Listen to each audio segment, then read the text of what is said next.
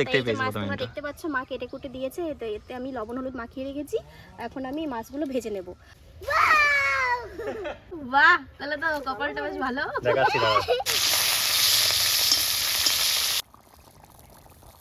তো মাংসটা ভাজা ভাজা হয়ে গেছে, কালারটাও দেখতে পাচ্ছি সুন্দর এসছে। হ্যালো গাইস, সবাই কেমন আছো? আশা করি ভালো আছো, সুস্থ আছো। আমিও অনেকটাই ভালো আছি। তো সবাইকে সর্বপ্রথম জানাই হ্যাপি নিউ ইয়ার। কালকে 1 জানুয়ারি চলে গেছে, কিন্তু আমাদের খুব খারাপ দিন গেছে। তোমার দাদাভাইয়ের শরীরটা খুব খারাপ ছিল, আর অ্যাডিনারও খারাপ, মানে শরীরটা খারাপ ছিল। এর জন্য আমরা কালকে কিছুই করতে পারিনি। তো আজকে বাড়িতে চলে এসেছি। বাড়িতে এসে তো মা বাবাকে নিয়ে একটা ছোটো করে পিকনিক করছি। তো আমাদের মাঠের পাশে ছোটো করে একটা উনুন বানানো ছিল, তাই দিয়ে আজকে তোমার দাদাভাই পুকুর থেকে মাছ ধরেছে। পালং শাক দিয়ে মাছ দিয়ে রান্না হবে। মাছ তোমরা দেখতে পাচ্ছ মা কেটে কুটে দিয়েছে, এতে আমি লবণ হলুদ মাখিয়ে রেখেছি। এখন আমি মাছগুলো ভেজে নেব, আর এই মাছ দিয়ে পালং শাকের রেসিপি বানাবো। আর তার সাথে আছে চিকেন কষা। আমি এই যে মাছটা ছেড়েছি, মাছটা ভালো করে ভাজবো, বেশি একটা ভাজবো না, মিডিয়াম ভাজবো। ভেজে তারপরে কি করবো করে দেখতে থাকবো। প্রথমে 4 পিস মাছ ভেজে নেব, তারপরে আর 4 পিস আছে ওটা ভেজে নিয়ে তারপরে তরকারিটা রান্না শুরু করবো।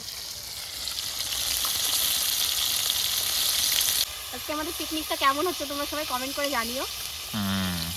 সবাই সবার মতন পিকনিক করেছে, আর আমরা ফ্যামিলি পিকনিক করছি। আমাদের ফ্যামিলিতে আমরা 5 জনই, মা বাবা, তোমার দাদা, আমি আর আমার এদিনা। তো আজকে হচ্ছে ছোটখাটো একটা পিকনিক, আর রেসিপিগুলো সাথে তোমরা দেখে নাও পূজা কিভাবে রান্না করে। পূজার তো রান্না কি আর বলবো, পূজা তুমি যে রাঁধতে পারো শোনা দারুণ। কিন্তু দোষের মধ্যে বন্ধুরা একটা জিনিস কি, উনুনটা তো নতুন, আমার জ্বালাতে খুব কষ্ট হচ্ছে। ভালো করে জালও জ্বলছে না, ধোয়া হয়ে যাচ্ছে। আর এতক্ষণ এখন প্রায় 2টো বাজে, আমরা এসছি অনেকক্ষণ ধরেই, মানে রান্না করার চেষ্টা করছি, উনুনই জ্বালাতে পারছি না। তারপরে দোকান থেকে কেরাসিন তেল এনে তোমার দাদা ভাইও এই যে দেখো উনুন দেখছো, ভালো করে কেটে কুটে দেখলো যে হয় নাকি, মানে অনেক কষ্ট করে চালাচ্ছি। তোমার দাদা পেছনে দাঁড়িয়ে আছে, ও যে কতটা ধোয়া চোখে যাচ্ছে, ও কত কষ্ট করে যে ভিডিওটা বানাচ্ছে, তো তোমাদের মাঝে শুধু দেখানোর জন্য একটা কি বলবো। হ্যাঁ, তো বন্ধুরা বুঝতেই পারতো, তাহলে লাইক কমেন্ট শেয়ার একটু করে দিও আর কি, দাদা বৌদির পাশে একটু থেকো। যারা নতুন দেখছো তারা প্লিজ ফলো করে নিও। রান্না দেখতে থাকো বন্ধুরা। এবার প্রথমে পালং শাকের রান্না হবে, এই তোমার এই মাছ দিয়ে। তারপরে স্পেশাল যে চিকেন কষা কেটে ধুয়ে রেখেছি, আর এইদিকে আছে আলু টালু আছে, দেখাবো এক এক করে। মাছগুলো ভেজে তুলে ফেলেছি, তোমরা দেখতেই পাচ্ছ। এবার কড়াইতে আর একটু তেল দিলাম, মাছ ভাজার তেল ছিল আর অল্প একটু তেল দিয়েছি। এবার এতে আমি রসুন, পেঁয়াজ আর আলু একসাথে ছাড়বো, ছেড়ে একটু ভাজা ভাজা করবো। এই যে প্রথমে রসুন দিলাম, তারপর পেঁয়াজ দেবো।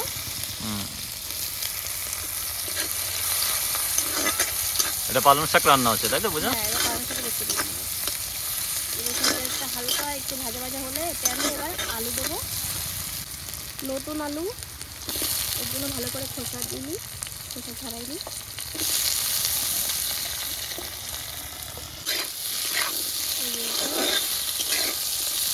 পেঁয়াজ, রসুন আর আলু এটাকে আমি ভালো করে ভাজবো।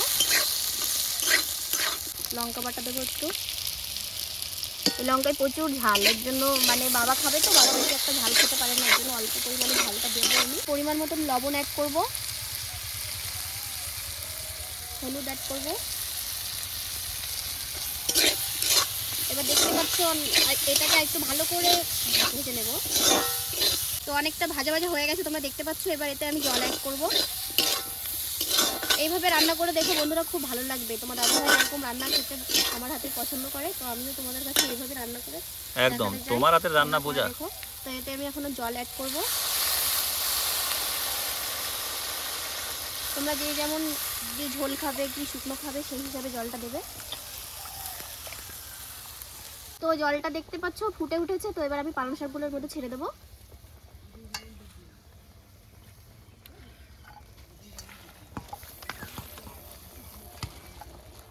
তো ভালো করে এই যে হালকা করে নাড়িয়ে চাড়িয়ে ঢেকে দেবো। তো এখন এই যে ঢেকে রাখলাম, একটু ভালো করে ফুটে উঠলে তারপরে দেবো মাছ। এখন মাছটা দিলে, মাছটা হালকা ভেজেছি তো, এখন মাছ দিলে ভেঙে যাবে। 5 মিনিট ঢাকা ছিল, এবার ঢাকনাটা উঠিয়ে এতে একটু লবণ হলুদ অ্যাড করবো।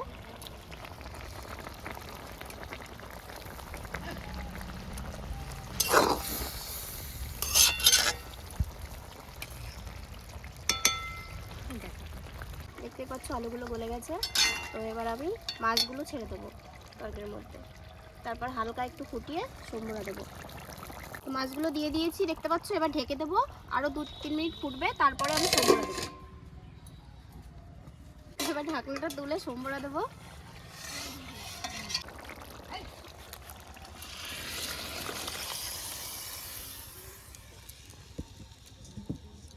প্রথমে তেল ঢেলে নিয়েছি, এবার এর মধ্যে রাঁধুনিটা দেবো সম্বরা। আর কিছু দেবো না, পেঁয়াজ রসুনটা তো আমি আগেই দিয়েছিলাম, আলুর সাথে ভেজেছি। রাঁধুনিটা এখন এই যে হালকা যখন পোড়া পোড়া হবে তখন এই প্যাকেটটা ছেড়ে দেবে। তো দেখতেই পাচ্ছ রান্নাটা খুব সুন্দর লাগছে দেখতে। তো আমি যেভাবে রান্না করে তোমাদেরকে দেখালাম, এরকমভাবে রান্না করে বাড়িতে তোমরা ট্রাই করো, অবশ্যই তোমাদের ভালো লাগবে। আর পুকুরের একদম তাজা তাজা মাছ, কি বলবো, রান্নাটা আমি একটু টেস্ট করে দেখলাম, খুবই সুন্দর হয়েছে, খুব সুন্দর হয়েছে। তোমার দাদাও খেয়ে দেখলো, বললো যে ভালো হয়েছে। তো তোমরা এইভাবে করে দেখো। এবারে কি রান্না? চিকেনটা রান্না করব, সিম্পল ভাবে রান্না করব। তো কিভাবে করছি তোমরা দেখো, আর অন্য আরেকদিন অন্যরকম ভাবে রান্না করে দেখাবো। আচ্ছা আচ্ছা, চলো রান্না শুরু করো। প্রথম রান্না কমপ্লিট বন্ধুরা, এবার দ্বিতীয় রান্না চিকেন শুরু হচ্ছে। সবার প্রথমে এই যে লঙ্কা বাটা, এতে আদা রসুন বাটা একসাথে আছে। এটা হচ্ছে পেঁয়াজটা আমি কুচি কুচি করে কেটে নিয়েছি, দেখতে পাচ্ছ। তার সাথে লবণ হলুদ আর সর্ষের তেল দিয়ে একসাথে মাখাবো। এটা সর্ষের তেল দিলে? এটা সর্ষের তেল। পরিমাণ মতন হলুদ দিলাম, পরিমাণ মতন লবণ দিলাম। সব কিছু তোমরা তোমাদের মাংস হিসাবে পরিমাণ মতন নিয়ে নেবে। এটাকে আমি ভালো করে মাখাবো এবার। আর এটাকে মাখিয়ে আমি 10-20 মিনিট রেখে দেবো। কেউ পারলে আধা ঘন্টা 1 ঘন্টাও রেখে দিতে পারো, অনেকে আবার মাখিয়ে ফ্রিজে রেখে দেয়। তেলটা গরম হয়ে গেছে, এবার সবার প্রথমে মাংসের জন্য আলুগুলো ভেজে নেব। তার সাথে এই যে তোমার দাদা রসুন খেতে ভালোবাসে, রসুনটাও ভাজবো। ভালো করে তুলে ধুয়ে নিয়েছি, আর নতুন আলু বলে আলুটা ভালো করে ধুয়েছি। আর এই রসুনটা অনেকে ভাজে না, আমি একটু ভেজে না দিলে ভালো লাগে না। অনেকে দেখবা মাংস রান্নার সময় কাঁচা কাঁচা রসুনটা দিয়ে দেয়, মানে যখন কষায় তখন। আমি একটু ভেজে নিই, তাহলে রসুনের যে একটা মানে অন্যরকম টেস্ট হয়। এর জন্য আমি আলুর সাথে রসুনগুলো সবসময় ভেজে নিই। তোমরাও এরকম ভেজে রান্না করবে, দেখবে ভালো লাগে। আলুগুলো ভাজা হয়ে গেছে, তুলে নেব। আমরা মাত্র 2-3 জন মানুষের জন্য মাংসটা বেশি পরিমাণে নেই, একবারই খাবো, কষা কষা খাবে তোমার দাদা। গরম হয়ে গেছে, আলুগুলো ভেজে তুলে ফেলেছি, তোমরা আগে দেখতে পেরেছো। তেলটা গরম হয়ে গেছে, এবার এর মধ্যে আমি জিরে ছাড়বো, তেজপাতা, শুকনো লঙ্কা, আর এই যে তোমার দাদা স্পেশাল চুই ঝাল। চুই ঝাল বলে, কারা কারা খেতে ভালোবাসো প্লিজ কমেন্ট করে জানিও। অনেকক্ষণ আগে থেতলে রেখেছি, এর জন্য কালো হয়ে গেছে। এই যে চুই ঝাল বেশি করে দেবো, কেন কি আমার বাবা মানে শ্বশুরমশাই আর তোমাদের দাদা ভাই দুজনেই খেতে খুব ভালোবাসে, তার সাথে আমিও খাই বলতে গেলে। সেই লাগে গো চুই। এইগুলো এরকমভাবে ফ্রাই করে নেবেন। মাংসটা অনেকক্ষণ আগে ম্যারিনেট করে রেখে দিয়েছি, 10 মিনিট 15 মিনিট ধরে এভাবেই রয়েছে। এখন এর মধ্যে মাংসটা অ্যাড করবো। হালকা এই লঙ্কাটা দেবো, সানরাইজটা একটু হালকা কালারের জন্য। তো বেশি দেবো না, বাবা ঝাল খাবেন, মানে ঝাল হলে আমাকে বকাবকি করবে, এই জন্য হালকা পরিমাণে দিলাম। তার সাথে অ্যাড করবো আমি জিরের গুঁড়ো।